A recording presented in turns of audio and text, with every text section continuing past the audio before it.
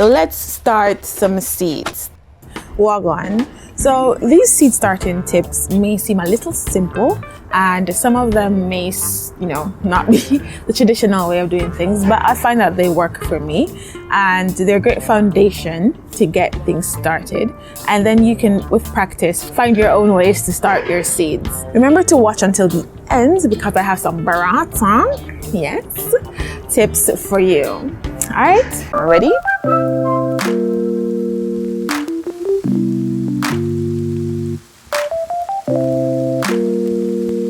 So there are several ways to start your seeds, and it all depends on your needs.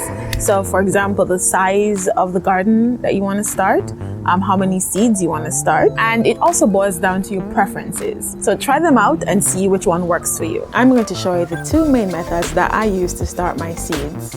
One, to sow directly in soil. Two, the trusty paper towel method. For me, it depends on the size of the seed that I use. The seeds are small. I tend to sow them directly in soil. It makes it easier when, removing it or transplanting it or thinning it out. When the seeds are a bit larger and I want a faster start, I will use the paper towel method. The supplies needed to start your seeds.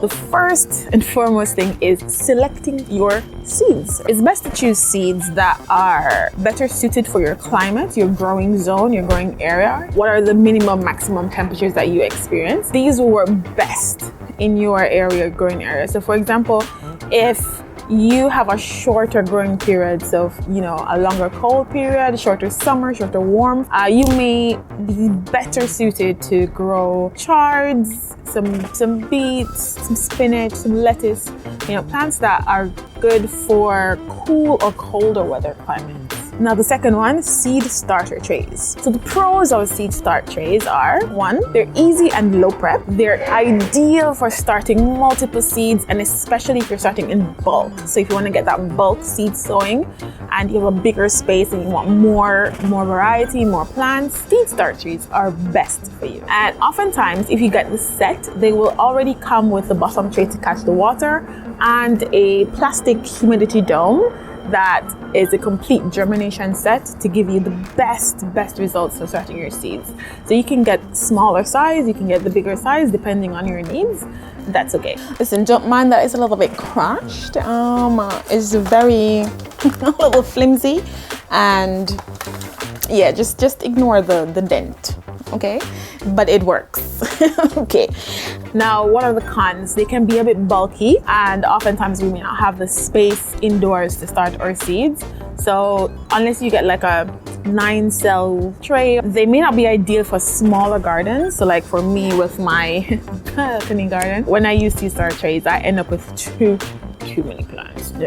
Too many plants, okay? Too many plants. And of course, some of these kits can be expensive if you buy the set. So if you buy the set, they can be expensive. But if you buy one seed starting tray, like in Japan, it's like less than 200 yen for one big thing that holds 78 trays. So now, if you don't want to get, the bigger trays or seed starting trays, you can upcycle your own trays. So for example, if you have like a vegetable tray or fruits tray and it comes with a lid, you can repurpose that or upcycle, reuse that. This actually had tomatoes in it and it comes with the holes pre-punched. So I'm just gonna clip it and use it. Now the second one is the paper towel and Ziploc method. Now I love using this, especially for larger seeds, because they help to speed up the germination process. It's a budget-friendly option as well. And just to start off, if you don't have your seed starting mix as yet, all you need are the paper towel, a plastic sandwich bag, Ziploc bag, and a spray bottle with water. From my experience, this method has the fastest germination rate for me, just personally what I've seen. And of course, you can reuse the Ziploc bags. Now the cons are it works best with larger seeds, because the smaller ones, it's just hard to get them out and you're gonna get frustrated. So larger seed varieties like pepper seeds, tomato seeds, radish seeds, sometimes radish seeds, those bigger variety, pumpkin seeds, And those, especially those with the harder shells that need that extra infusion of moisture, those are perfect. Now, another con is that it can lead to mold growth if you don't ventilate it properly, because it's literally a moisture-rich environment with heat and water moisture trapped inside. So if you don't ventilate it properly, you will end up having mold growth that will destroy your seeds and end up with seed rot. And sometimes, if you're like me, and you end up forgetting that, hey, I planted some seeds in the paper towels, and you forget them. If they germinate and they end up starting to push out leaves, and the roots get too long, they end up getting stuck to the paper towel. And if you don't want the paper towel to get in your soil, that can be a hassle trying to get the roots out. But you can just cut around it and just plant the paper towel because it's biodegradable. Hopefully it's biodegradable. You can also use plastic cups with covers. They're great for small gardens, small spaces, balcony gardens. The lids that come with it create a humidity dome for you already, so you don't have to buy an extra dome, and that helps to create the greenhouse effect to speed up germination. And it's also budget friendly. So for me in Japan, I bought a set of the small ones, 14 in one, with the bottom and the lids in one container for 100 yen. Well, 108 yen with tax. And the bigger variety, 7 in the pack for the same price. The 100 yen store. If you can find a dollar store or their cheaper varieties wherever you're from, you can try to find those and use them to grow. And of course, they're food safe. So they're already made for food. They're reusable, recyclable, and you can keep using them over and over. Now, the cons, you will of course need to prep the containers and cut out holes in the bottom to create those drainage holes. So unlike the seed starting tray that already has the holes pre-made for you, with this, you're going to have to cut your own holes out and, prepare your container. Now, you can also use just regular plastic cups and, a cling wrap to use your seeds. Now, the pros of this, of course, it's super budget friendly. And like the plastic cups with lids, they're recyclable and reusable, and they're food safe. The cons is it's a lot of plastic. It's like plastic on top of plastic on top of plastic. And, and we want to be very, conscious of the environment, but the pro is that you can reuse and recycle these products. Some extra supplies that you'll need: some water, a scissors, a spray bottle with water, and your seed starter mix. Comment below, which method do you usually use to start your seeds?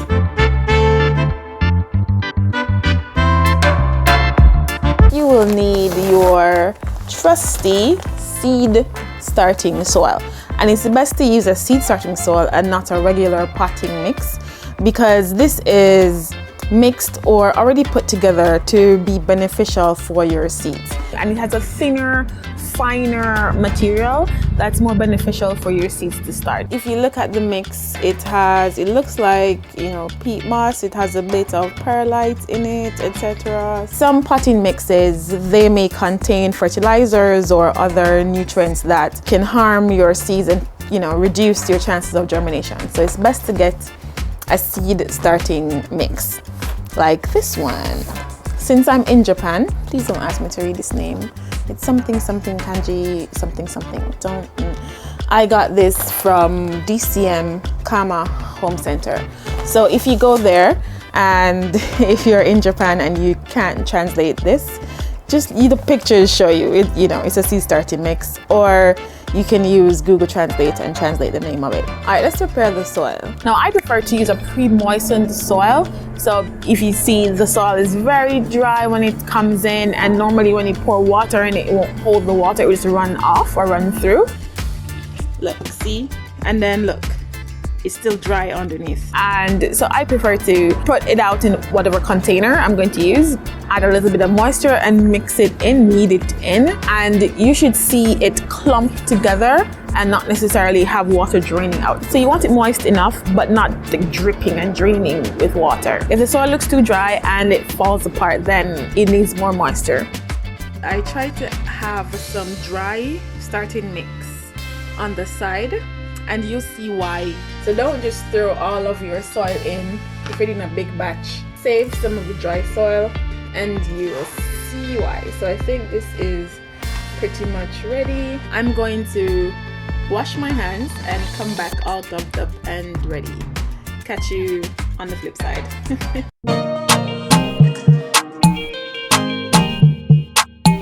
Let's prepare our containers and sow our seeds. So regardless of the method you use to start your seeds, we have to prepare our containers to provide optimal growing conditions for our seeds and our starts. Seed starter trays. All right, let's fill up these trays.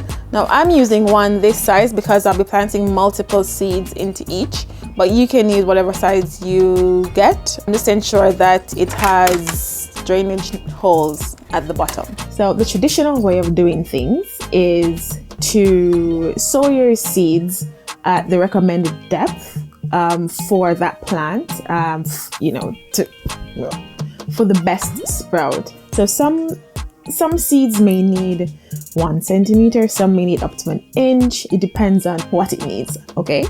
However, I don't do things the traditional way most times. So how I like to do it is I like to fill my tray up to about 2/3 of the way.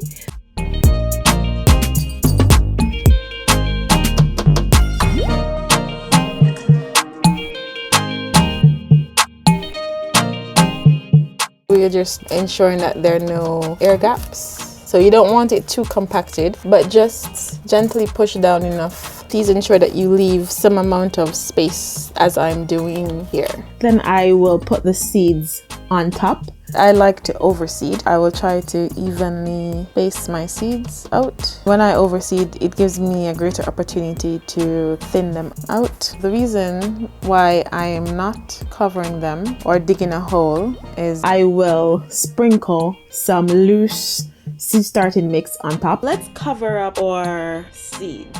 I put a light layer of soil on top of them because for me, from experience, it helps them to, when they're germinating, they're still covered, but they're not, squished down. It's not, the soil isn't condensed, and it gives them a fighting chance to help to break through and push through the seed, so you don't have to dig a hole. Another reason is that sometimes for beginner gardeners, you may not know how deep the hole should be. Even with research, you'll have like 10 different telling you, a few centimeters, 2 millimeters. How do you know how much that is, right? And it can take away some of the stress factor. So if you just put a light dusting of soil and then mist it. So what I do, I take my trusty strainer. I do not cook with this. I know you can wash it, but I only use this for my gardening. You can see from the dust. I do rinse it off, get all the dust and dirt away, but I never cook with this. I only use this for my gardening. If you want, you can have a designated one for your gardening. I usually have an actual soil sieve, but it broke, so I need to get another one. So in the meantime, I'm using this because it gets that finer particles through to just sit on top of it. Don't need so much of like the perlite, etc. at the top of the soil, and just go through, and as you can see, it's covering up the seeds quite nicely. And let's speed this up a bit. Shake, shake, shake, senora.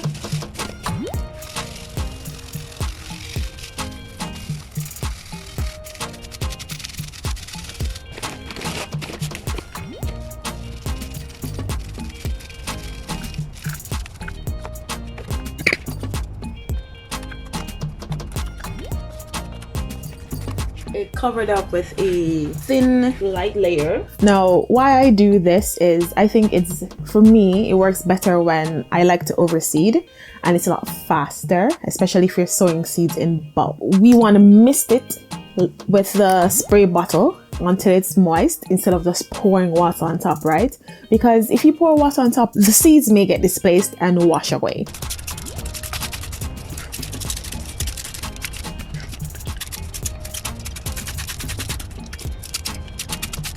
Cover with your humidity dome or any type of covering to provide that humidity. Then place it in a warm location. Usually the humidity domes come with a vent or holes in the top to ventilate it. If it doesn't, or if you're using the upcycled tray, remember to just take that top off to ventilate it because we don't want any mold or funguses growing, right? So ventilate it as much as possible. Well, once or twice a day, and then cover it. If you notice that after ventilating your seeds are dried out, just mist them back and then cover it up. But usually the humidity dome will provide enough moisture in the environment to keep the soils moist. Remember to label your seeds, unless you like a little razzle-dazzle game of guess the plant. Let me know in the comments below how you start your seeds, what seeds have you started, and what do you think about dusting or sieving a light layer of soil on top.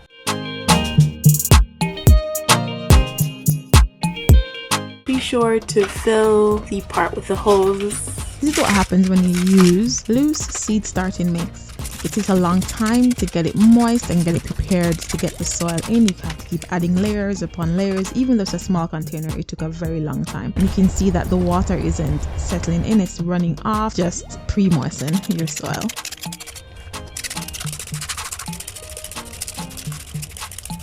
Now let's grow some jumbo green peppers. Now adding my peppers to the container, as I did before with the trays, I add them right on top, spacing them out a bit evenly to get adequate spacing. For this one, just moving the soil around lightly and placing the seeds.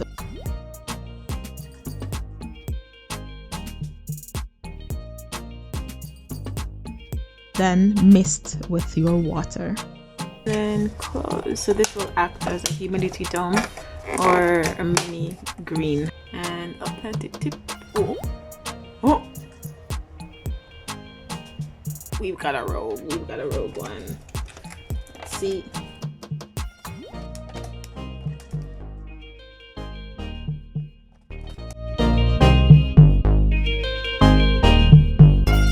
So lightly mist your paper towel with water. I like to use lukewarm water when possible. Then place your seeds.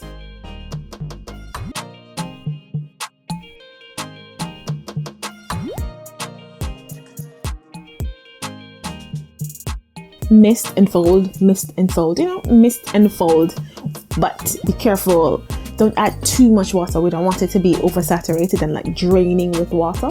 We want it just, damp, moist enough, not dripping wet. Then place your seeds in a Ziploc bag. Remember to label it and close it up. Place it in a warm and dark location. P.S. Make sure you remember them. Don't be like me. You will end up with a fully grown plant, leaves and all, roots stuck. Roots stuck to the paper towel. Just remember that you put them away in a dark location. And remember to ventilate your starts at least once or twice a day. So just open up that bag for a few minutes, maybe 15 minutes or so, get that airflow going, and then you can close it up. If after ventilating you notice that the paper towel has dried out a little bit, of course, mist it, get it moist and wet again, then close up your bag and place it back in its location. Now, once the seeds are sprouted, you will see a tiny root at the bottom. That's it. That's the perfect time to now plant it in seed starting mix. You can use whatever container you want to use, whether it's a tray, whatever it's a budget container, cups, but as long as it's a seed starting mix and you place that lightly on top, fill it up, cover it with soil, and of course mist it, and then place that humidity dome back on it, and then you will get that shoots up. So the paper towel method is mainly to just get that start going super fast, get that root out, and then you can continue the process when you place it in soil.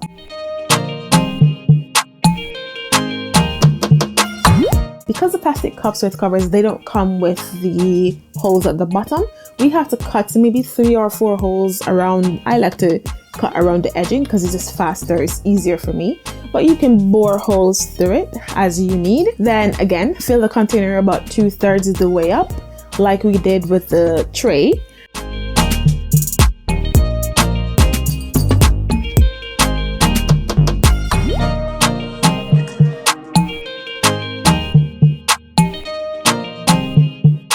And place your seeds on top, cover it with soil, mist it, get it as damp as possible, and then cover it with that lid to create that humidity effect. Now, the reason why we don't want to put the soil all the way to the top of the container is because when we close the lid may go down a little bit, So just be careful if you close it. If the soil is all the way to the tip, it may not be able to close to create that humidity effect that you need, right? So we don't want to fill all the way to the top of these containers. And of course, after you've misted the top with water, place it in a warm location. And again, remember to ventilate. So take the top off, get it some air. If it dries out, mist it with some water and then cover it back. Once your seeds sprout, once they push up through the soil, you want to give them light.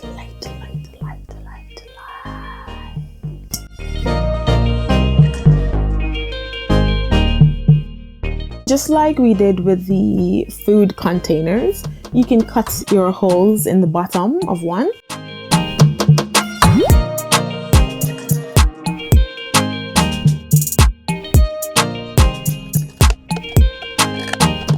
Fill it about 2/3 of the way up. Place your seeds on top or seed.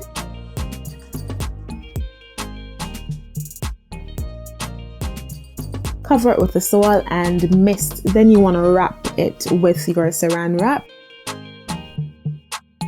You can use an elastic band or, a hair band and keep that plastic wrap in place. If you don't have elastic bands or any hair clips around, that's okay. You can just twist it and tuck it inside and it will stay. If you're using the Kratky method, you can then place it in the second cup with no holes. So one cup has no holes, one with holes, and place it in there. And of course, to help with ventilation, you can just poke holes in the top of it to get a little bit of airflow going, because we don't want the air to trap and get moldy. Once you see sprouts, you can remove the humidity domes, and this goes as well for all the other methods. So if you have a humidity dome, once you see sprouts, you've got 1, 2, 3. And give it lots of light. How to water and ventilate your seeds. Before your seeds sprout and after they sprout. Now, before the seed sprouts, you've heard me going on and on and on about ventilation. Because we don't want our seeds to, one, rot. We don't want them to get moldy, mildew, and they won't sprout once they get damaged by having too much moisture. For the paper towel method, open up the bag to get that ventilation going. I like to ventilate mine for about half an hour to an hour twice a day. So in the morning, I'll ventilate for an hour, close it back up. Then at night, ventilate for about an hour, close it back up. That's just me. What works for me and my environment. If you see that the paper towel, is drying out, mist it with water and close it back up. Place it in that warm and dark location. And so for those that are in soil, like I mentioned before, you want to spray that top with water after ventilating it, of course, and keep that moisture-rich environment. We don't want to pour water on it because that will damage the seeds. Water will go everywhere. So just mist it with the soil and cover it back up until the seeds sprout. Now, once they sprout, bottom watering is your friend, okay? Because bottom watering, they will suck up as much of the water as they need, and most times it will help to keep that top layer, that little fine top layer of the soil dry enough so that you probably won't have any like powdery mildew or anything like that growing that may affect your sprouts. So you don't want to have it like soaking wet, but once you see the color change to indicate that it has taken up enough water, you can see the soil.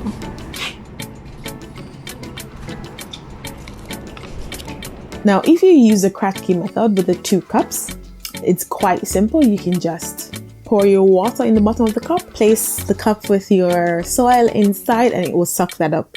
For some of the plants, if they're in a tray, so if they're in a tray like this, just pour the water in the bottom of the tray and they will suck it up as they need it.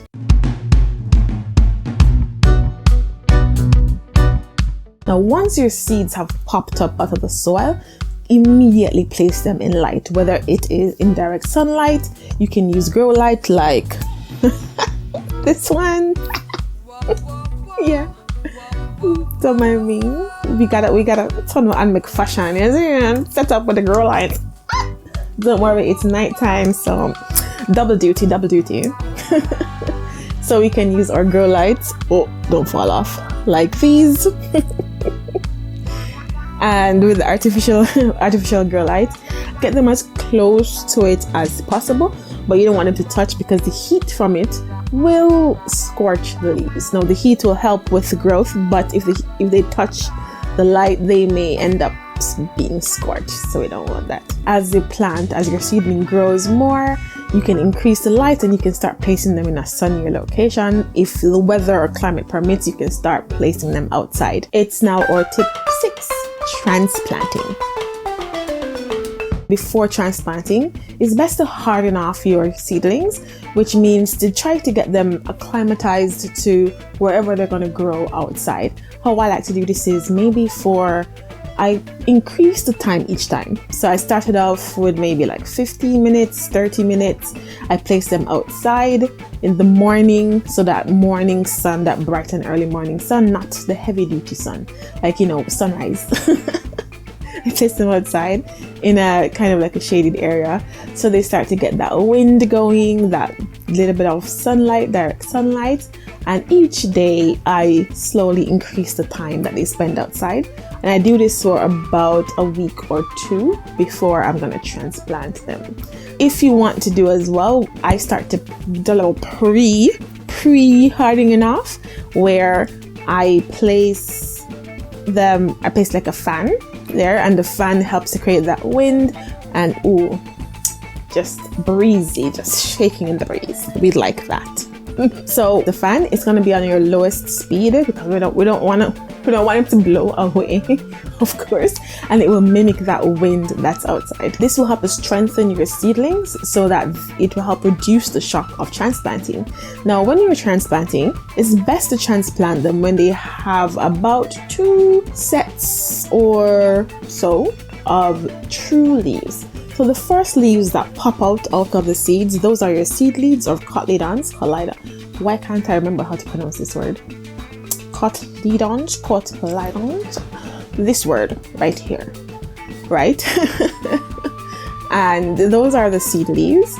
But once you see the second set coming up after the seed leaves, those are your true leaves. They look close to the actual leaves of the plant. If you wait until too late, you may have this happening, yellowing leaves and spotting, because it's fully root bound. How to transplant? Transplanting often depends on the type of plant and the pots that you use. For instance, tomatoes and peppers can be planted a bit deeper, so you can remove a good amount of the sets of the leaves, and you can plant the stem a lot deeper because it will put out roots all along the plant, all along that stem, and it will give you a stronger, sturdier plant. So the seed leaves were there, and if you look closely, you can see roots coming up, so I'm gonna bury it deeper. So of course you can choose your container that you want to use. I prefer to use grow bags because I have a balcony, so they're lighter and they're easier to move around for me, and it helps me when I'm bottom watering, plus it helps to aerate the roots. I also use some plastic pots, but the ones that have, the bottom watering feature, so that makes it a lot easier for me. And again, pre-moisten your soil, whatever soil you use. I like to use about 50% potting mix, about 25% compost, and about 25% perlite or stuff, just to get it aerated. The soil mixture that I use depends on the plant and its needs. So pre-moisten your soil, fill it in your container. You can add slow release fertilizer in the bottom if you need to, and place your soil in.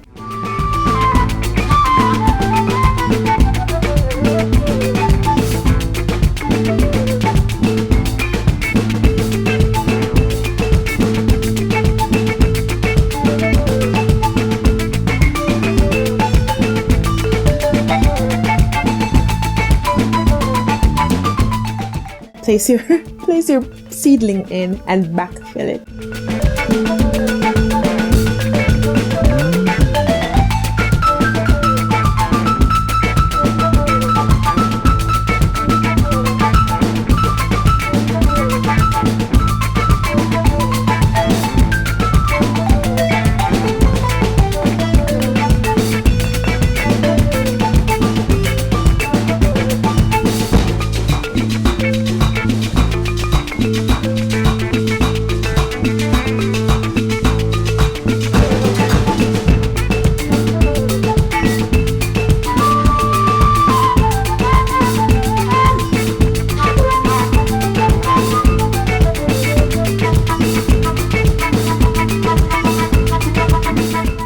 Remember to like, comment, and subscribe for more gardening tips and tricks.